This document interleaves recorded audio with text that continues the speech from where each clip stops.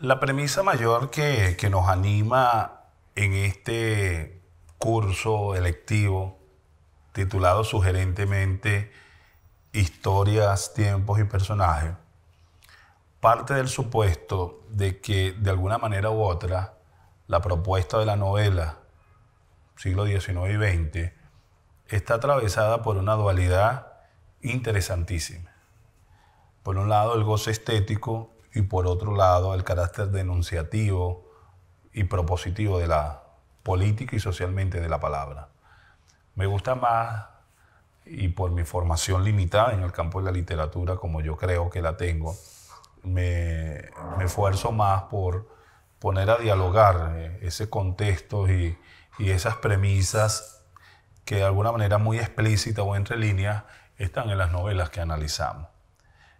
Ya hicimos un ejercicio de la novela Pobre Negro de 1937 de el eximio intelectual venezolano Rómulo Gallego. Ahora vamos a hacer algo parecido con la obra Cumboto de Ramón Díaz Sánchez. Y tengas estas palabras como una invitación para ahondar en las aguas profundas de esta novela que para juicio de muchos es una novela también que plantea desde el punto de vista no solamente conceptual sino estético nuevos surcos relacionados con lo mágico y lo maravilloso, literariamente hablando. Es bueno recordar que Ramón Díaz Sánchez fue un eximio también intelectual venezolano, un gran escritor que tuvo la dualidad de ser por un lado un novelista consagrado, con cuentos incluidos, ¿verdad? Pero también fue un historiador.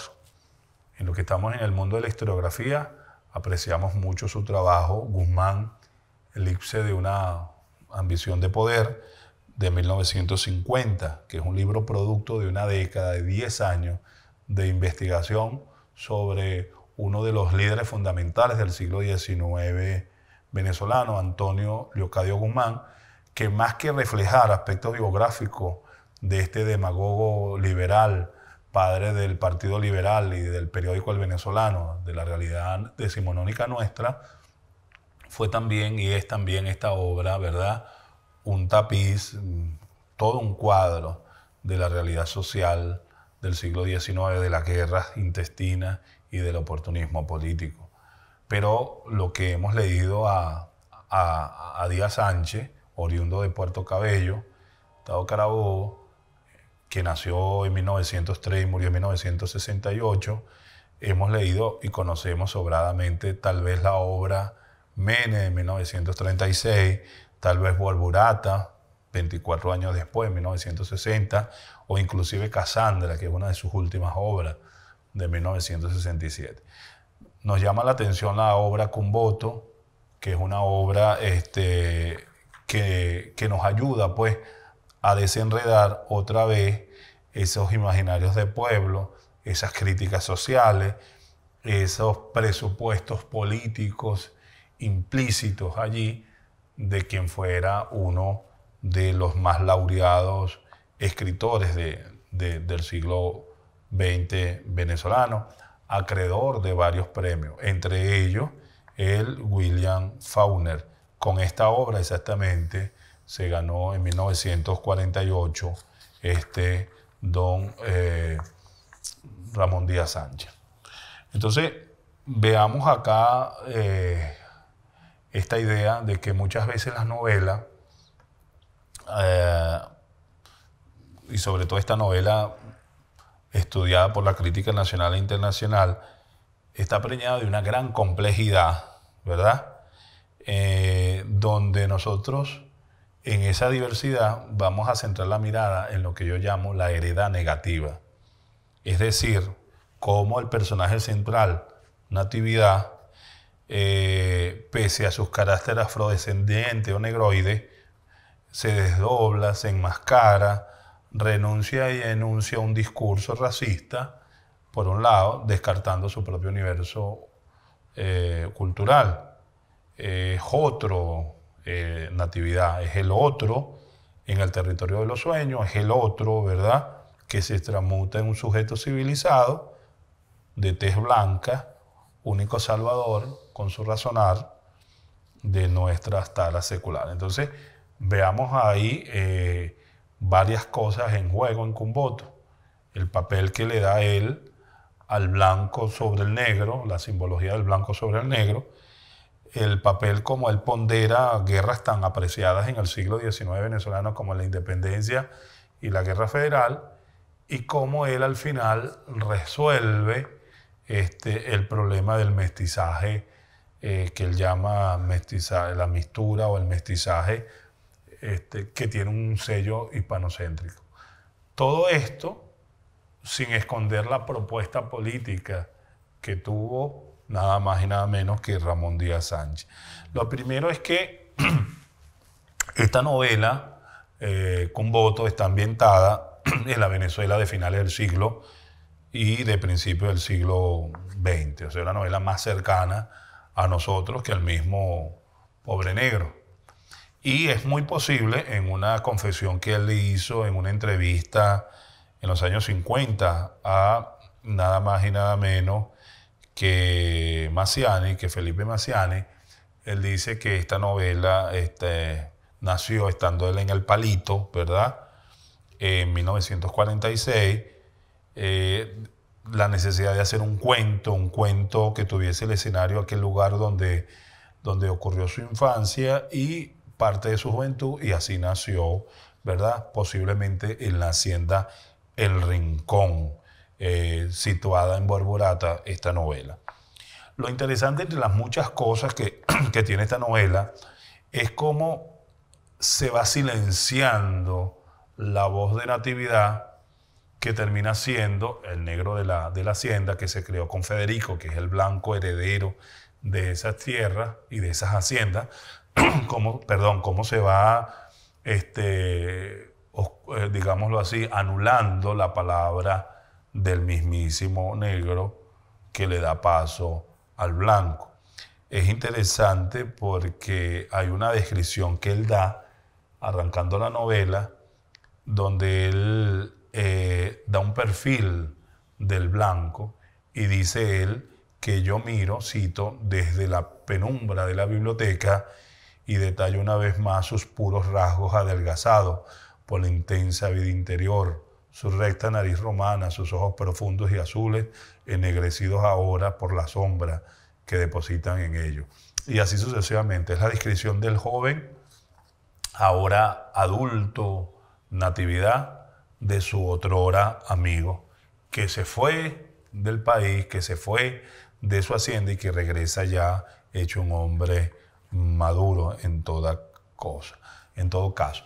Lo interesante en esta novela, además de lo ya enunciado, como es la ausencia de la voz del negro en preeminencia por las voces del blanco, es la mentalidad escindida de Natividad. Una actividad que tiene una dualidad no resuelta. Aún cuando él es negro, él fue criado prácticamente por los blancos y él aborrece la presencia de los negros mismos. Esto es lo que nosotros, en otras palabras, llamamos endorracismo, la negación de sí mismo, la negación del significado profundo de la etnia, del origen, por ser otro, por parecerse a otro, y en ese ser otro, parecerse a otro, termina autodespreciando. De una manera muy sutil encontramos en esta novela esos elementos, ¿no? Un hombre que de alguna manera u otra se niega a sí mismo y que ve en sus congéneres, en sus iguales, actitudes ciertamente despreciables, ¿no? Aquí es interesante la descripción que él da del amo de la hacienda, de nada más y nada menos que de aquel hombre muy querido y muy respetado por algunos, ¿no? Estoy hablando de don Guillermo. Y don Guillermo, cito, dice lo siguiente: Sin embargo, los habitantes de Cumboto respetan a don Lorenzo, perdón, no es don Guillermo, es don Lorenzo, y le obedecían como a un buen padre. Aquí tiene la idea de que el negro y que los pobladores aman al terrateniente, a la gran personalidad de esas localidades, de esas haciendas. Y tenían razón, dice Ramón Díaz Sánchez. Después de todo, pues él era quien le proveía de tierras y semillas para que efectuaran sus siembras de madera y de palmas, de cocos para sus viviendas, de agua y sal para sus comidas, de aire, en fin, para sus pulmones. Él bautizaba a sus hijos y enterraba a sus muertos. Y como sabía algo de medicina, llegado el caso, les recetaba píldoras para sus cólicos y ungüentos para sus llagas. Nadie se rebeló jamás contra la autoridad de aquel recio varón cuya sola presencia bastaba para desarmar a los díscolos cuando la ira y los vapores del aguardiente se subían a su cabeza. Cierro ahí la cita. Fíjense ustedes la descripción que da él de don Lorenzo, que es el dueño de todas esas haciendas donde trabajan los negros sometidos a la voluntad del amo blanco. Lo interesante en esta cita es que es muy emblemática. Don Lorenzo es una especie de patriarca antiguo testamentario, el gran dador de alimentos, de bendiciones, de salud y de orden. Es el que da las tierras y las semillas, las viviendas, el agua, la sal, el bautismo, la medicina, la autoridad misma, etcétera, ¿no? Y en el fondo, todo eso son elementos, indicadores de la agenda modernizadora de los hijos del posgomecismo. Es decir, si vamos despacio, nos percataremos de que estamos en presencia de un programa político, un programa mínimo de gobierno, en que la minoría esclarecida, generalmente blanca, se siente llamada a implementar para sacar del atraso cultural a los sectores populares, a esos díscolos que los vapores del aguardiente subían a sus cabezas, ¿no? Y esto es interesante porque hay un planteamiento de construcción de nación bajo una visión elitesca del poder.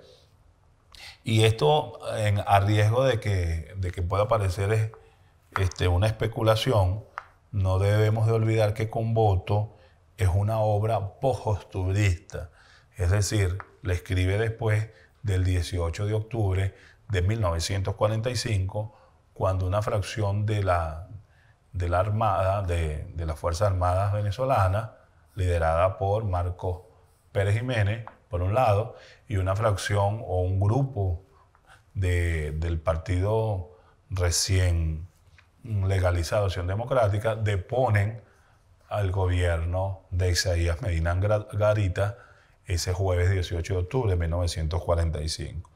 Y es interesante porque cuando uno busca la vida de este autor, de Ramón Díaz Sánchez, vemos que desde 1936,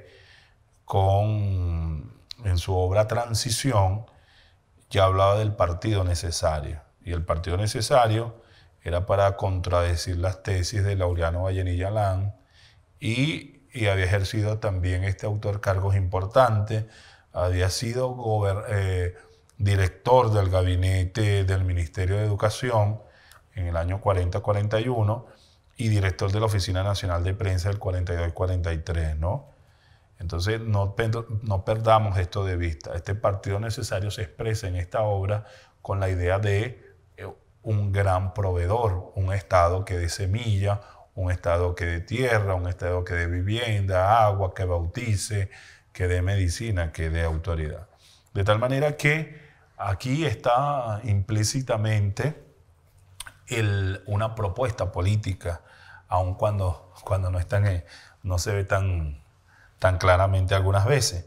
Pero lo interesante también, además de todos los dichos, es que eso pasa también, esa propuesta política pasa también por marcar diferencia de la negritud. Es decir, en el autor pone en la voz de Natividad la idea de para alcanzar dicho desarrollo, dicho progreso, para prosperar, ¿verdad?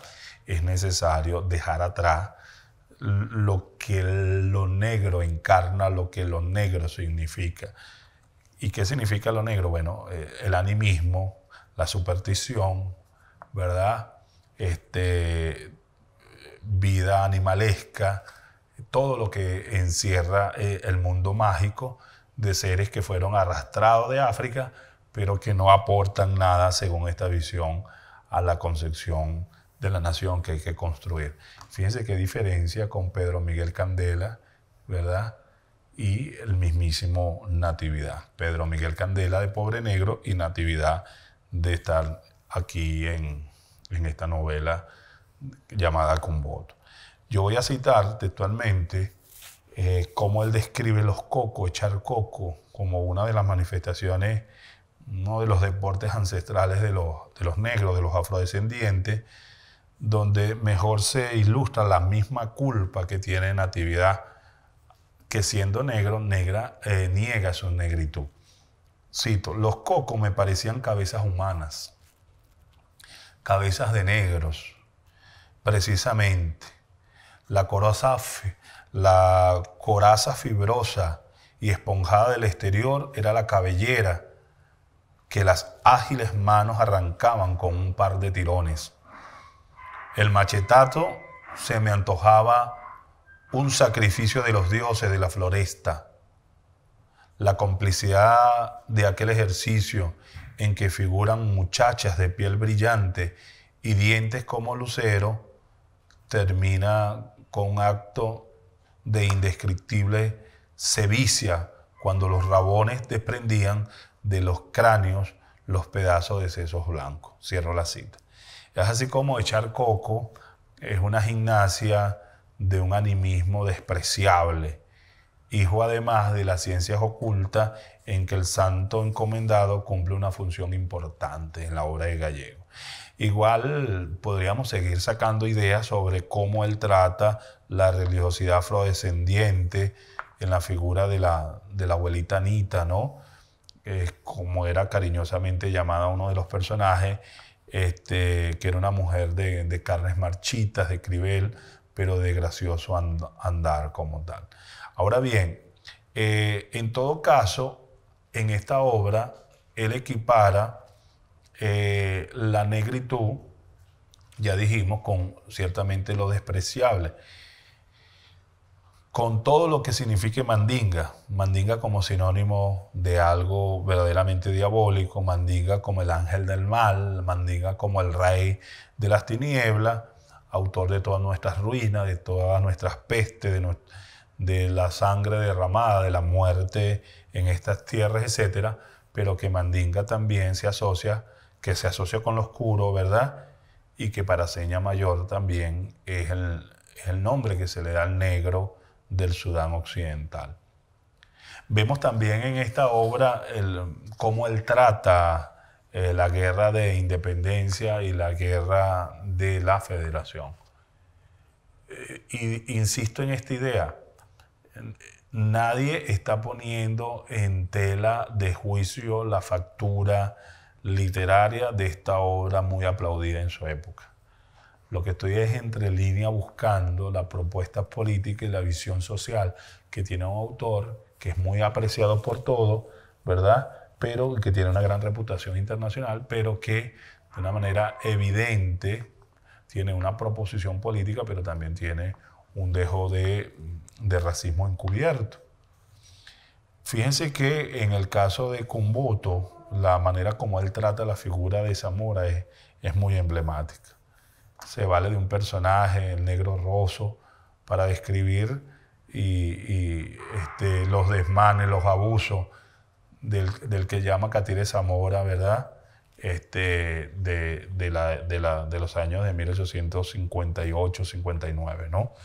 Y es tanto así que una de las descripciones que él da dice de esta manera, para referirnos a eso: Cuando bebí aquel aguardiente, dice Venancio, que es un personaje, que nos daban antes de comenzar la pelea, me volví un demonio y me aprovechaba. ¿Para qué lo voy a negar? Todos estamos pendientes de los jefes esperando que nos dijeran saqueo libre, muchacho. Saqueo libre quería decir entrar en la casa de los mantuanos y de los que no eran mantuanos también y arrasar con lo que se encontraba. Quería decir petateo. Al pronunciar esta palabra, Venancio ponía los ojos en blanco, saboreando el recuerdo. Patatear significa correr tras las mujeres, buscarlas en las alcobas, sacarlas debajo de las camas y del interior de los escaparates, arrancarlas de los altares frente a los cuales oraban y de los brazos de su madre, entre las cuales temblaban de espanto para poseerlas unas tras otras, desnudas, semidesnudas, cubiertas de cardenales, sujetas por los pies y las manos sobre pisos forrados con petates de palma. Cierro la cita. De tal manera que aquí en esta obra, en Cumboto, vemos también esa mirada negativa a la guerra de independencia, a nuestra guerra federal, reducida a un aquelarre, a un encuentro mortífero entre unos contra otros sin programa ni concierto. Y por último, él resuelve el asunto de la clave es el mensajero, cómo debido a la unión en junio, en la noche de San Juan, entre la Negra Pascua y el mismísimo personaje Federico, surge un hijo que es en gran medida la mezcla del blanco y el negro, y es lo que él llama el mensajero, que en gran medida es la resolución que él da a lo que es el mestizaje, entre comillas, edificador, o el mestizaje superador. Cierro entonces citando un trabajo de mi parte sobre esto, que dice así, cito: por su parte, Cumboto, de 1948, de Ramón Díaz Sánchez, sin desconocer su alta factura literaria, no escapa de una de las claves modernas fundamentales, la antinomia civilización-barbarie en sentido sarmientino. Lo negro, cristalizado en la existencia de andariegos y tranqueros, como vida sucia, fea, instintiva y animalesca, que sucumbe ante la sensibilidad burguesa y eurocéntrica encarnada en la hegemonía de los amos de la Casa Blanca. Natividad pauperiza a sus iguales, se hace portavoz de la imaginería del dominante, autocensurándose.